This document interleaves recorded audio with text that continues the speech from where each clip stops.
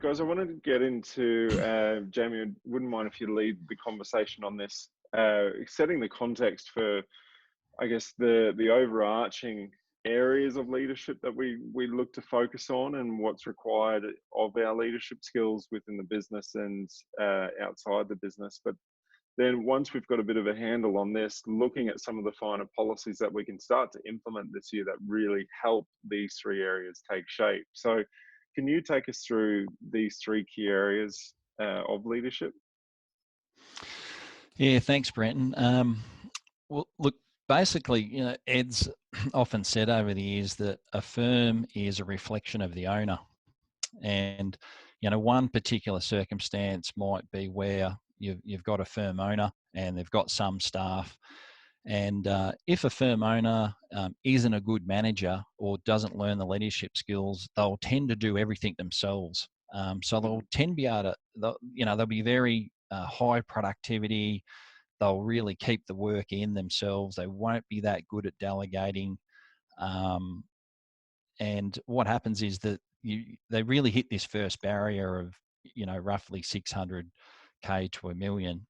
And so they're good at letting themselves and getting good at getting results themselves. And so you've got that particular scenario. The next type of scenario is, you might be good at leading others, and Ed touched on being too friendly with others, and you might be even inspirational to others. But then, this was probably my fit that I failed to hold people accountable. I failed to set systems in place around accountability and results. And so, you get a reflection of a firm of someone like that. And so the last point there is, leading the business is really the third pillar. If you can be good at leading yourself and good at leading the others, the second point, but the third pillar is having the ability to bring that team to get results as well. Mm-hmm. And if you incorporate those three pillars and have those three things working together in combination, whether that's a sporting team or your practice, your accounting or bookkeeping practice, that is the key, and that's the synergy, and that's where you'll get, you'll inspire to lead others, their productivity be great, you'll get good results, and you'll be really good at leading yourself. But as soon as you sort of drop one of those off, you get anything that's less than what the vision should be of how a successful firm should run. And from those three pillars, in Brenton, we go into, well, what are some of the things? What are some of the leadership policies that we use, that we educate ourselves and educate the leaders underneath us and our entire teams of how to implement these ideas of how to go about it. Absolutely. And just touching on these 3 points here, once these were made clear to you, were there any obvious gaps in what you had implemented, or the leadership skills that you had kind of identified within the business that you had, and you've since worked on bridging those? Yeah, there was heaps of gaps. I'd never heard of the no bypass policy. I'd had a team, but if you don't have a no bypass policy, I was undermining some of the senior staff and not knowing that I was doing it. I was friendly, but I wasn't keeping people accountable. I didn't have, say, the daily huddle meetings. I didn't do the weekly tactical meetings.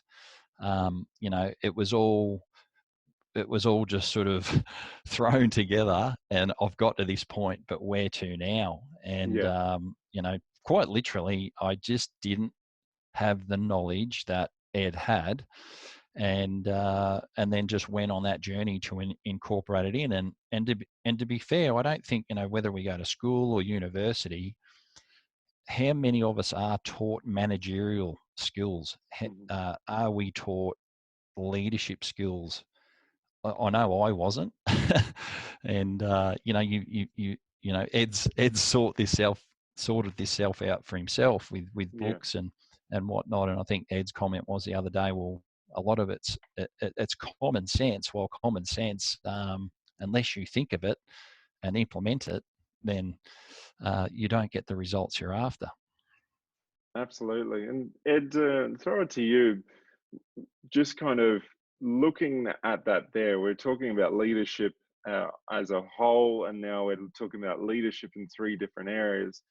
The whole conversation of becoming a better leader can be somewhat overwhelming, especially if putting yourself out there and being the people person isn't something that's kind of close to you or in your comfort zone. So um, how do we approach this in terms of simple steps towards becoming better leaders in these three areas, do you think? Yeah, absolutely. But you have to start with yourself. Um, Mhm, you you know, someone's said that don't try and change others, try and change yourself first, and that's easier said than done. Mm.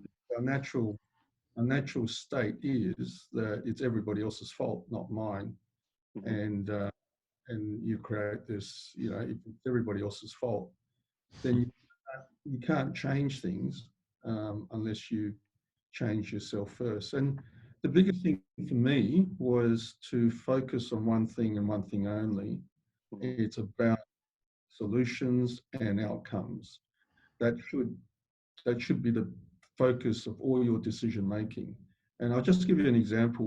We had an incident here the other day where there was a mistake made, a problem made, and our marketing team, this particular person said to me, "Oh, it was Jack's fault. He caused the problem."